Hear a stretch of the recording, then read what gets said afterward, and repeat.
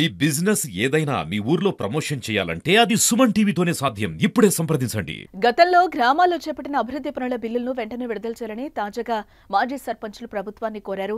భైంసా పట్టణంలో సమావేశమైన మాజీ సర్పంచులు నిధుల విడుదలపై ప్రభుత్వం నిర్లక్ష్యం వహిస్తోందని ఆరోపించారు.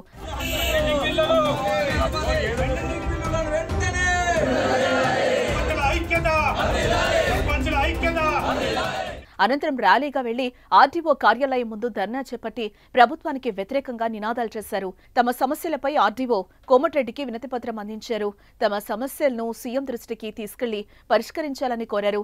వైకుంఠధామం, పంచాయతీ భవనాలు, రైతు వేదికలు, పల్లె ప్రకృతి వనాలు, క్రీడా ప్రాంగణాలు, సీసీ కాలువలు, రహదారులు నిర్మించామన్నారు. అప్పట్లో పనులు త్వరగా పూర్తి చేయాలని అధికారులు ఒత్తిడి చేయడంతో తమ సొంత నిధులతో అభివృద్ధి కార్యక్రమాలకు శ్రీకారం చుట్టామన్నారు. అయితే చేసిన పనులకు బిల్లులు రాలేదని, దాంతో అప్పులు చేసి మరీ తీసుకున్న వాటికి వడ్డీలు చెల్లిస్తున్నామని ఆవేదన వ్యక్తం చేశారు. వెంటనే తమ పెండింగ్ బిల్లులను విడుదల చేయాలని, లేని పక్షంలో గ్రామ పంచాయతీ కార్యాలయాల భవనం, క్రీడా ప్రాంగణాలు, ట్రాక్టర్లు, ఇతర ఆస్తులను వేలం వేస్తామని హెచ్చరించారు. బైన్సా డివిజన్ లో తాలూకా సర్పంచులందరము ధర్నా నిర్వహించడం జరిగింది. ఆర్డీఓ గారికి వినతి పత్రం ఇవ్వడం జరిగింది. ఎందుకోసం అంటే గత 5 సంవత్సరాల నుంచి ఏదైతే ప్రభుత్వం చెప్పడం జరిగిందో, ఏ పనులు చేయించడం జరిగిందో మేము అన్ని చేయడం జరిగింది. ఏది చేయకుండా మాకు సస్పెండ్ చేయడం జరిగింది.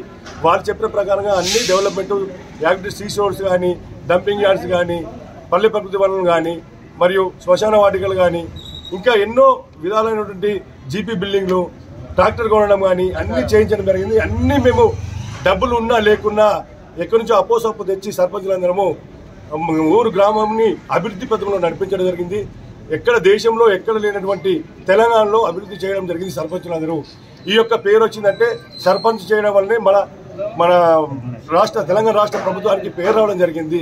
కాబట్టి ఇప్పటికీ మాకు బిల్లులు ఇప్పటికి కూడా ఇవ్వలే. గవర్నమెంట్ దిగిపోయి కూడా దగ్గర 8 నెలలు సంవత్సరం అవుతుంది.